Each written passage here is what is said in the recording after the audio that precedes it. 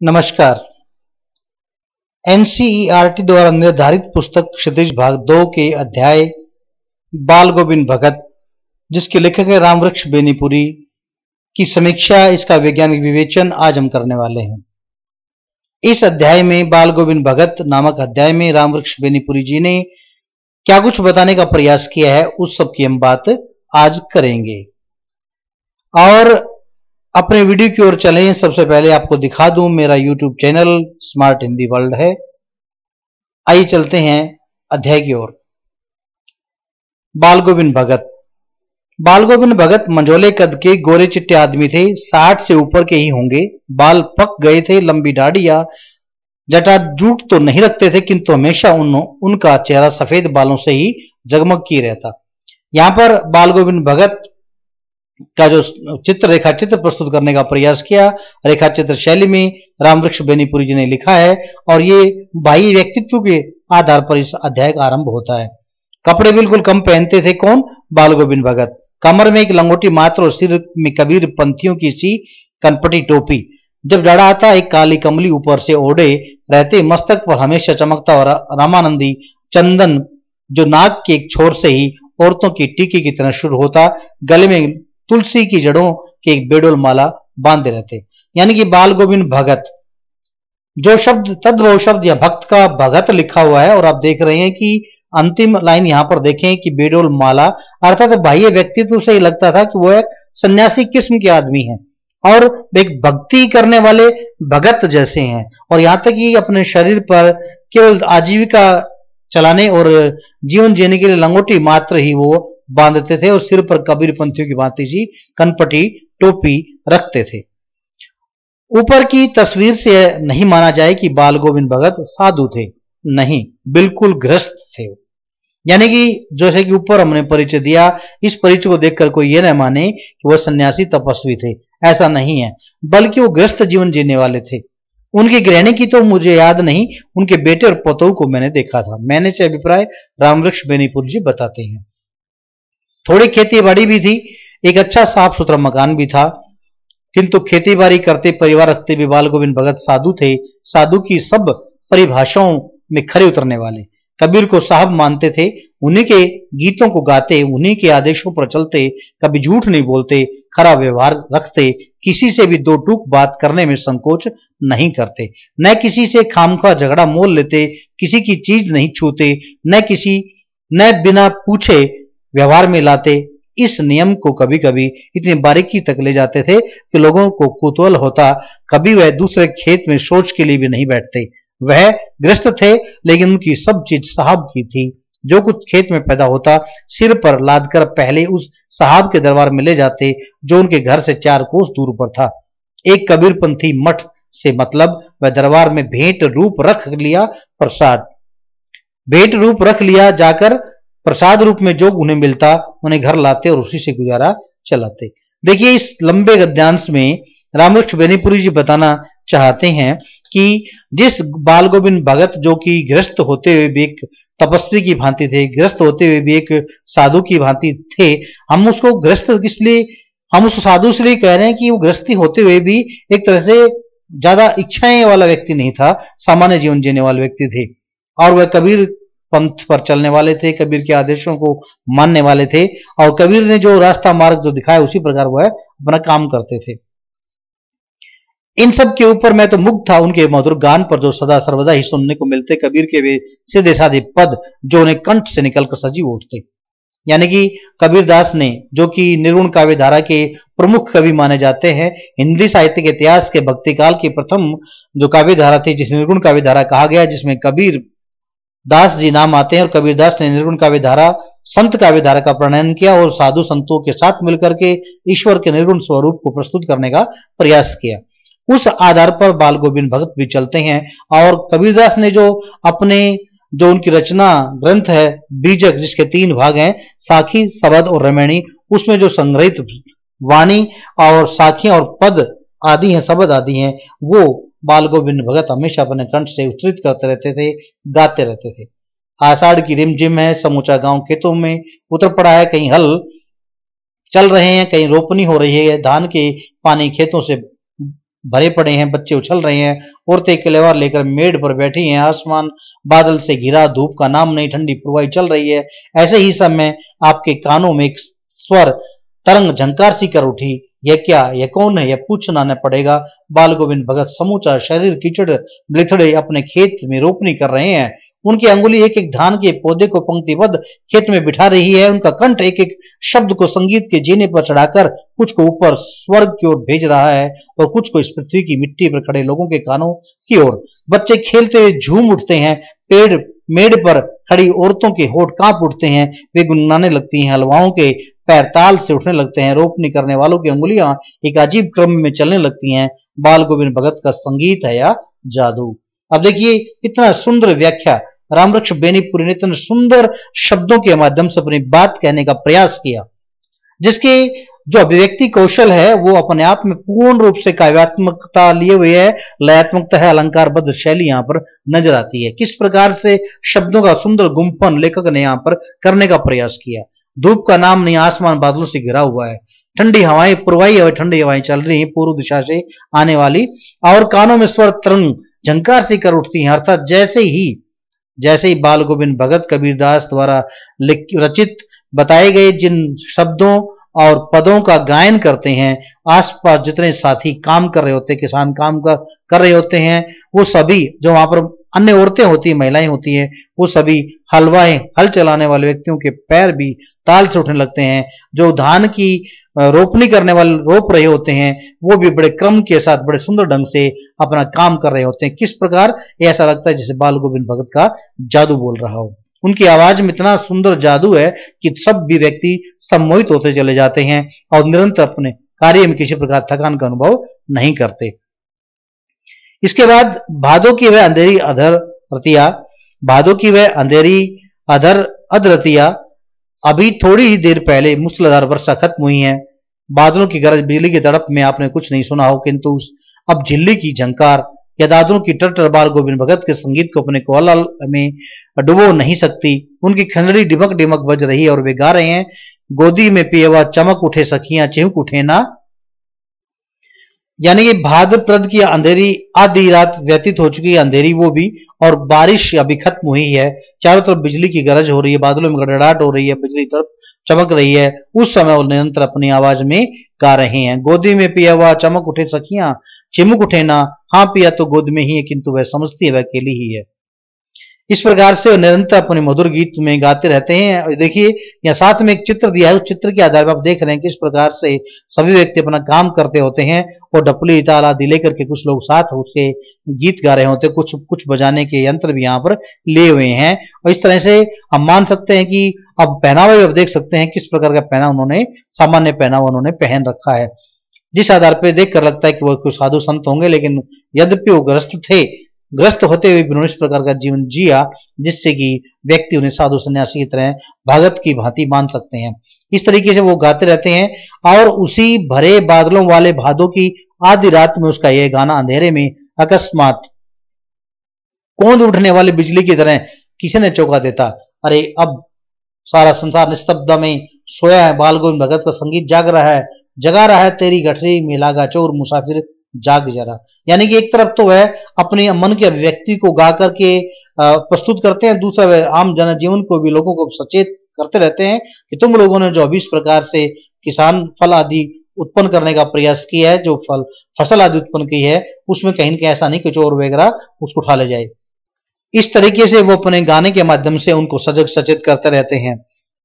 कार्तिक आया नहीं कि बाल गोविंद भगत की प्रभातियां शुरू हुई जो फागुन तक चला करती। इन दिनों वे सवेरे ही उठते, न जाने किस वक्त जगकर वे नदी स्नान को जाते, गांव से 2 मील दूर, वहां से नहा धोकर लौटते और गांव के बाहर ही पोखरे के ऊंचे भिंडे पर अपनी खजड़ी लेकर जा बैठते और अपने गाने टेरने लगते। अपने गाने में वो, अपनी आवाज में वो गीत गाने लगते। यानी कि कार्तिक मास के अंदर सुबह सुबह जाकर स्नान करके आते, 2 मील दूर जाकर के वो स्नान करके आते, उसके बाद अपनी आवाज में वो बाहर वहां बैठ जाते और गाते रहते थे, लोगों को प्रेरित करते रहते थे। मैं शुरू से देर तक सोने वाला हूं, किंतु एक दिन माघ की उस दांत किटकिटाने वाली भोर में भी उसका संगीत मुझे पोखरे पर ले गया था। अभी आसमान के तारों के दीपक बुझे नहीं थे। हाँ, पूर्व में लोही लग गई थी, यानी कि पूर्व दिशा में लोही का मतलब लाल रंग अर्थात सूर्य उदय होने ही वाला था, जिसकी लालिमा को शुक्र तारा और बढ़ा रहा था। खेत बगीचा घर सब पर कुहासा छा रहा था। सारा वातावरण अजीब रहस्य से आवृत मालूम पड़ता था। उस रहस्य में वातावरण में एक कुश के चढ़ाई पर पूर्व मुंह काली कमली ओढ़े बाल गोविंद भगत अपनी खंजड़ी लिए बैठे थे। यानी कि बता रहे हैं लेखक यहाँ पर कि बताना चाहते हैं रामवृक्ष बेनीपुरी जी किस तरीके से बाल गोविंद भगत निरंतर अपनी आवाज में लोगों को प्रेरित करते होते थे। और इस प्रकार से एक दिन मैं भी वहां पर चला गया था और वो है जो बाल गोविंद भगत थे वो पूर्व की तरफ मुंह करके काली कमली ओढ़े हुए अपने खंजड़ी लिए बैठे हुए थे। उनके मुंह से शब्दों का तांता लगा था। उनकी उंगलियां खजड़ी पर लगातार चल रही थी। गाते गाते इतने मस्त हो जाते, इतने सुरूर में आते, उत्तेजित हो उठते कि मालूम होता अब खड़े हो जाएंगे।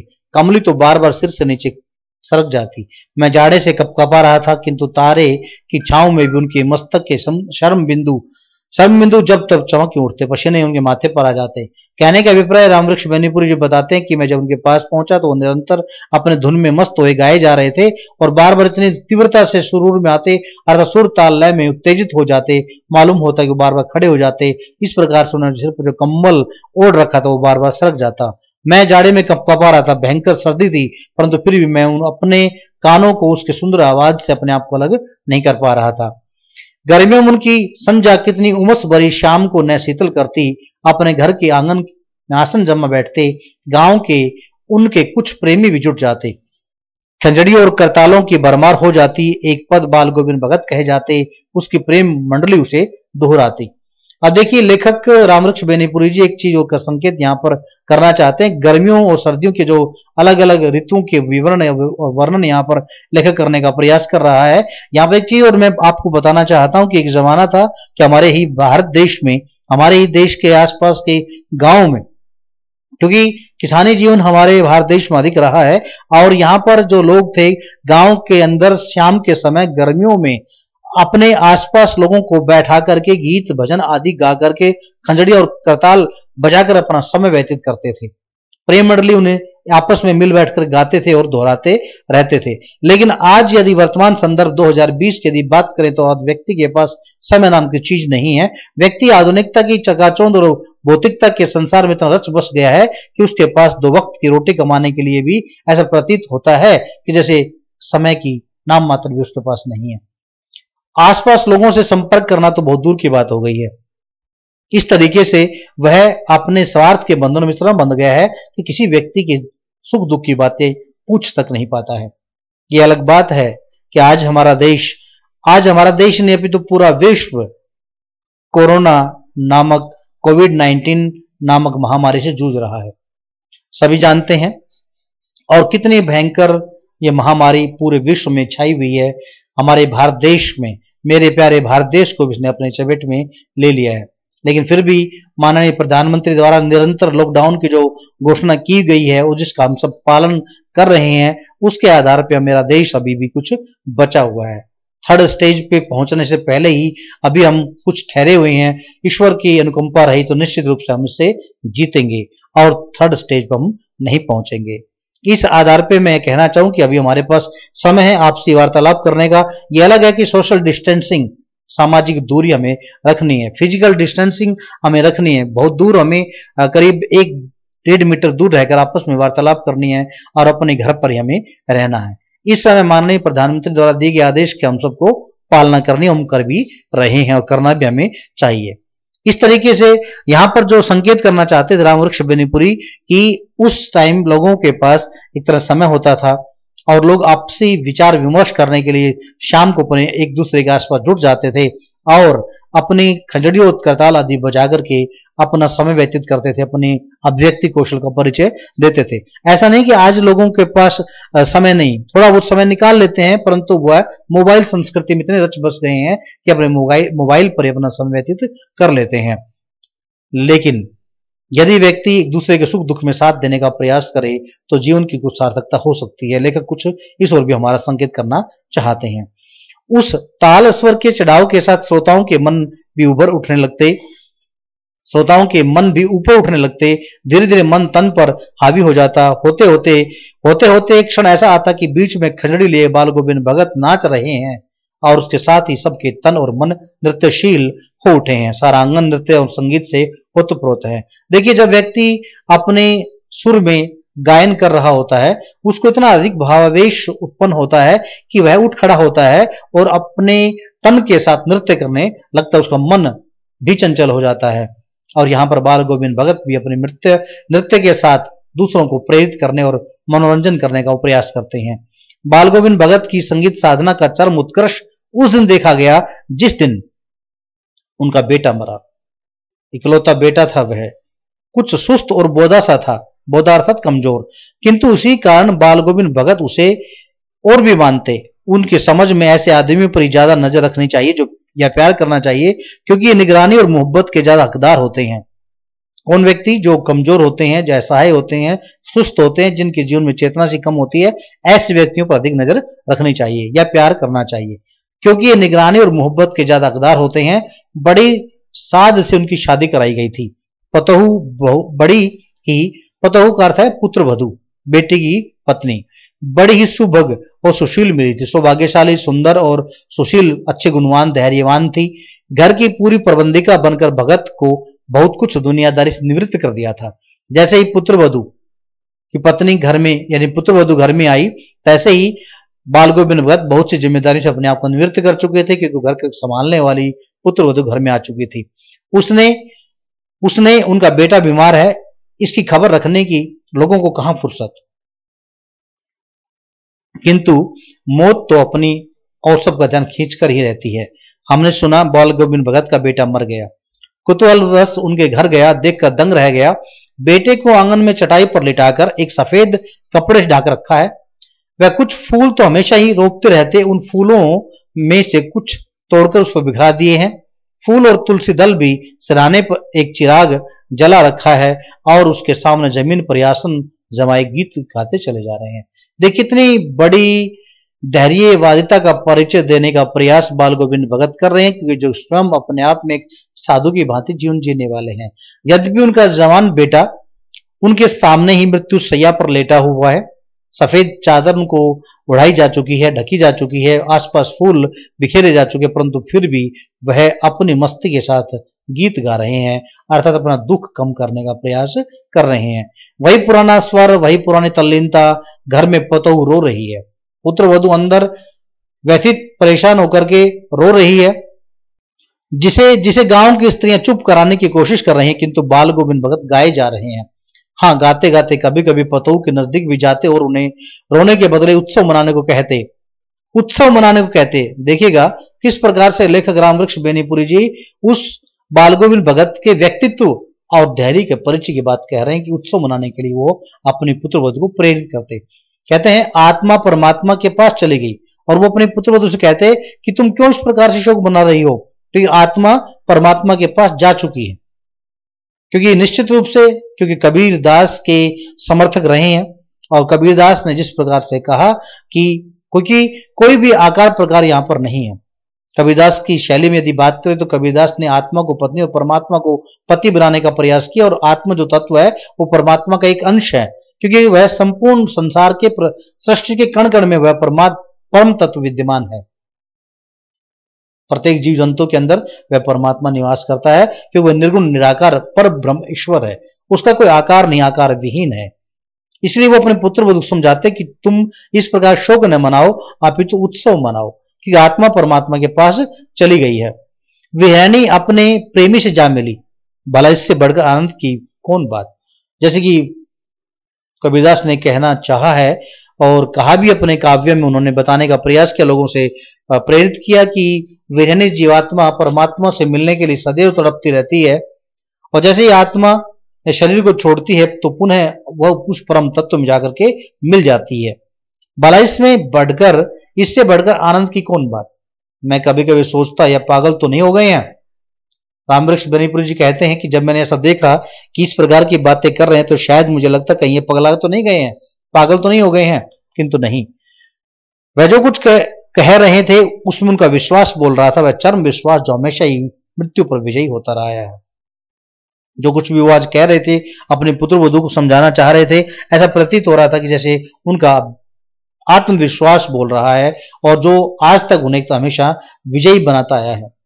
बेटे के क्रियाक्रम में तूल नहीं किया, बेटे के क्रियाक्रम में तूल नहीं किया, पतोह से ही आग दिलाई उसकी, किंतु जो ही श्राद्ध की अवधि पूरी हो गई, पतोह के भाई को बुलाकर उसके साथ कर दिया, यह आदेश देते हुए कि इसकी दूसरी शादी कर देना। देखिए कितना धैर्यवान व्यक्तित्व है बाल गोविंद भगत का। या चाहते तो पुत्र वधू को अपने घर में रहने के लिए कह सकते थे, लेकिन उसने उसके भाई को बुलाया और कहा इसका दूसरा विवाह कर देना बेटा। इधर पतोह रो रो कर कहती मैं चली जाऊंगी तो बुढ़ापे में कौन आपके लिए भोजन बनाएगा, बीमार पड़े तो कौन एक चुल्लू पानी भी देगा, मैं पैर पड़ती हूं, मुझे अपने चरणों से अलग नहीं कीजिए। लेकिन भगत का निर्णय अटल था, तू जा, नहीं तो मैं इस घर को छोड़कर चल दूंगा। यह थी उनकी आखिरी दलील, और उस दलील के आगे बेचारी कि क्या चलते थे।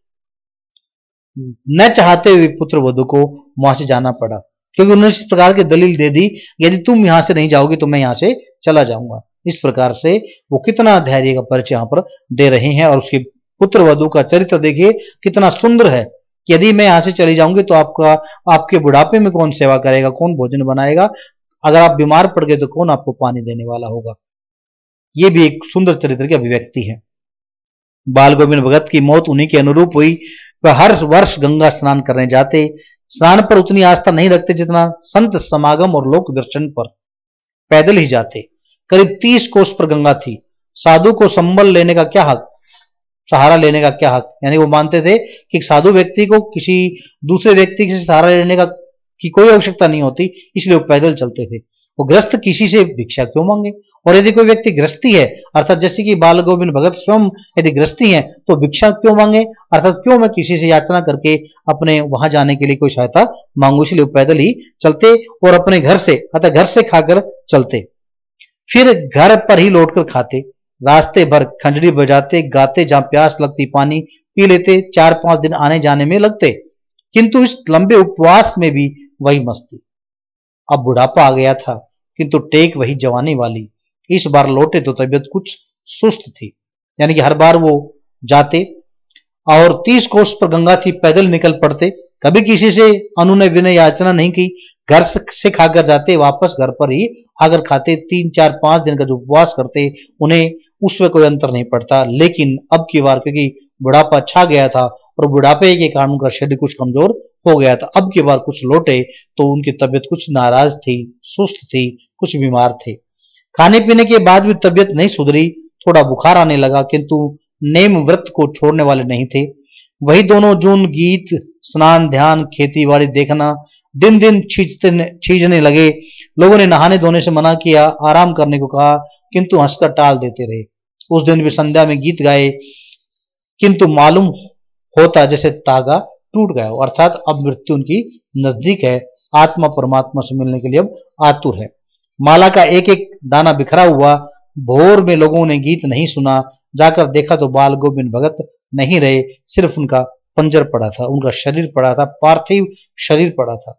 कहने का अभिप्राय और कहने का मतलब लेखक ये बताना चाहते हैं कि जब अगले सुबह जब लोगों ने कोई उनका गीत नहीं सुना, तब लोगों ने उनकी ओर ध्यान दिया, बाल गोविंद भगत की ओर ध्यान दिया कि क्या हो गया, ऐसा कि आज गीत सुनाई नहीं पड़ रहा। आसपास देखा, जाकर देखा तो माला के दाने बिखरे हुए थे और बाल गोविंद भगत अब नहीं रहे। उनका पंजर, उनका अब जो अस्थि पिंजर था, अर्थात मानव शरीर जो केवल पार्थिव शरीर के रूप में रह गया था, वो अब शेष पड़ा था, अर्थात बाल गोविंद भगत की मृत्यु हो चुकी थी। कोई भी बीमारी, जैसे कि आरंभ में बताया गया था कि वो कैंसर से पीड़ित हो गए थे अंत में, और कैंसर से उनकी मृत्यु हो गई थी, परंतु अंततः भी उनका जीवन एक तरह से सार्थकता लिए हुए था और सायकाल के समय भी उन्होंने अपना गीत गाया और वो अंत तक स्नान, ध्यान, खेती बाड़ी करना आदि का काम उन्होंने निरंतर नियमित रखा। इस आधार पर आपने देखा बाल गोविंद भगत का जो जीवन चरित्र था वो अति उत्तम था। और अगली वीडियो में हम बात करेंगे बाल गोविंद भगत के अभ्यास के प्रश्नों की, जो प्रश्न अभ्यास हम अगली वीडियो में इसकी बात करने वाले हैं। यहाँ पर हम इस वीडियो को अब यहीं पर समाप्त करते हैं। आप सभी का धन्यवाद।